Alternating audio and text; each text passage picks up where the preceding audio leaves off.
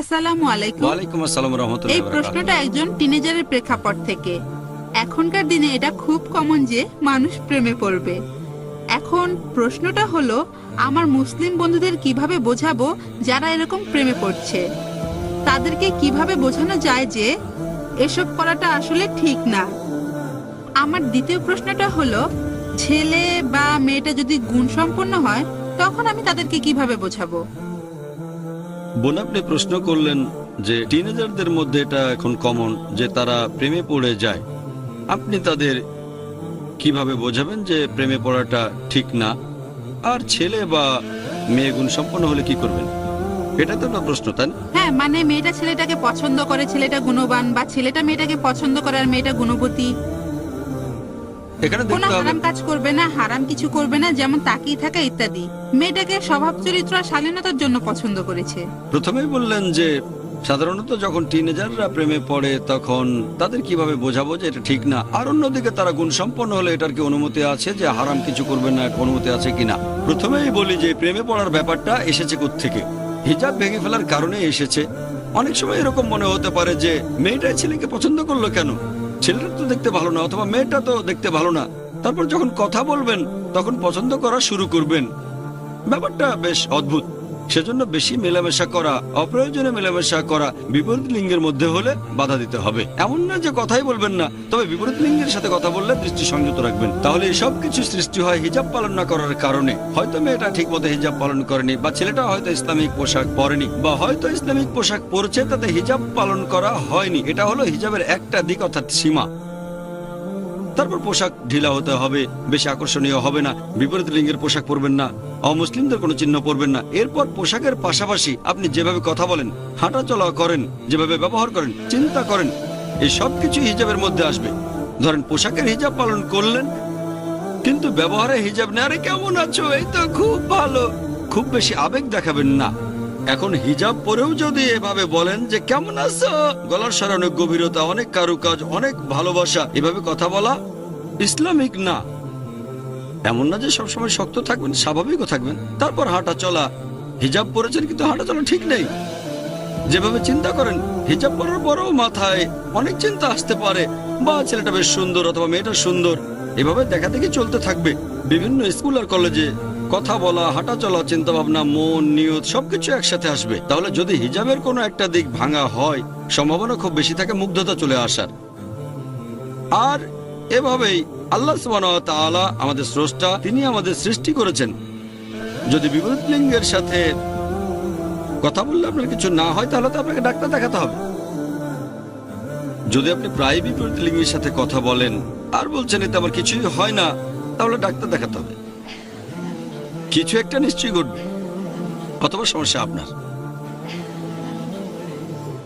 যদি ইসলামিক নিয়ম মেনে দৃষ্টি নিচু রাখেন, হিজাব পালন করেন, তখন কিছুই হলো না, তাহলে ঠিক আছে। কিন্তু আপনি স্বাভাবিক মানুষ, যদি কথা বলতে থাকেন, হ্যালো হাই, হ্যান্ডশেক করলেন আর হাসি ঠাট্টাও করলেন অনেক, এই ধরনের ঘটনা ঘটলেই আপনি প্রেমে পড়ে যাবেন।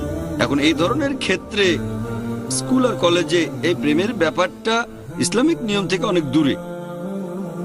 এর 99%ই কোনো গুণ না। গুণ থাকলে দুজনের একজন সরে যেত। হ্যাঁ, হয়তো সে গুণবান, তবে খুব বেশি না, তবে আলহামদুলিল্লাহ অন্যদের চেয়ে ভালো, আর সে প্রেমে পড়তে পারে, এটা সম্ভব।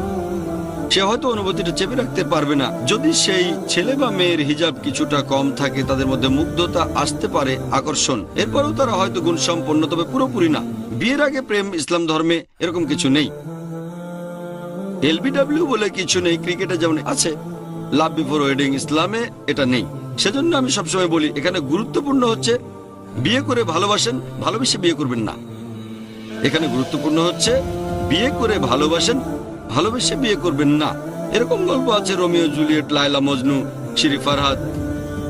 আর লোকে বলে লায়লা মজনু বা রোমিও জুলিয়েটের বিয়ে হলে তাদের জীবনেও অনেক রকম সমস্যা হতো। তাহলে গুরুত্বপূর্ণ হচ্ছে বিয়ে করে ভালোবাসেন, ভালোবেসে বিয়ে করবেন না। এবার দ্বিতীয় প্রশ্নটাতে আসি। বোন জিজ্ঞেস করেছিলেন যে একটা ছেলে আর একটা মেয়ে, তারা দুজনে ইসলামিক, দুজনেই গুণ সম্পন্ন, তবে তারা প্রেমে পড়েছে। এখন একতরফা নাকি দুতরফা? একতরফা। একতরফা। দুতরফা হলে সমস্যা হতো, তাই না? আচ্ছা, তাহলে মেয়েটা একতরফা ভাবে একটা ছেলের প্রেমে পড়েছে। এখন ইসলামিক নিয়মে এটার অনুমতি আছে কি না?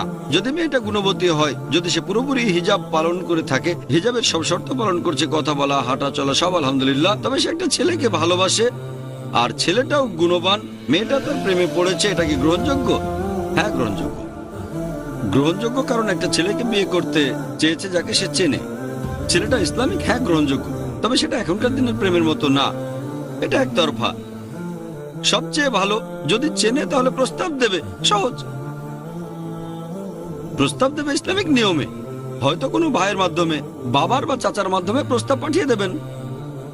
যদি মেয়েটা প্রেমে পড়ে, ভালো, এই অবস্থা বেশি দিন চলতে পারে না, ভালো। আপনি বললেন টিনেজ, হ্যাঁ টিনেজেও কোনো সমস্যা নেই, 18-19 বছর হলে সমস্যা নেই, ছেলের কাছে প্রস্তাব পাঠিয়ে দেন, খুব বেশি দেরি করবেন না। কে বলতে পারে হয়তো আপনি হিজাবের বাধা অতিক্রম করতে পারেন। এখন মেয়েটা ইসলামিক, সে কোনো ভুল কিছু করেনি, শুধু প্রেমে পড়েছে, ইসলামিক নিয়মে প্রস্তাব পাঠান। প্রস্তাব না পাঠালে পরে সমস্যা হতে পারে, আপনি হয়তো নিজের হিজাব পালন করতে পারবেন না, তাহলে প্রস্তাব পাঠিয়ে দেন। এখন মেয়েটা যদি ইসলামিক হয়, ছেলেটাও যদি ইসলামিক স্ত্রী চায়, সবকিছু ঠিক মতোই আছে, ছেলেটা রাজি না হলে ব্যাপারটা আল্লাহর হাতে ছেড়ে দেন। ছেলেটা যদি প্রস্তাব ফিরিয়ে দেয়, তখন মেয়েটা অন্য কাউকে খুঁজবে, বেশি ইসলামিক বা কম ইসলামিক, যাকে সে পছন্দ করে। তাহলে ইসলামিক নিয়মে যদি কাউকে পছন্দ করে এবং কোরআন সুন্নাহ অনুযায়ী, কারণ সে গুণ সম্পন্ন, কোনো সমস্যা নেই, গ্রহণযোগ্য। মেয়েটা শরিয়ার কোনো নিয়ম ভাঙেনি, যত তাড়াতাড়ি সম্ভব প্রস্তাব পাঠানো উচিত, দেরি করবেন না। প্রস্তাব পাঠাবেন ইসলামিক নিয়মে, তারপর মিটিং করবেন, কথা বলবেন, আলোচনা করবেন।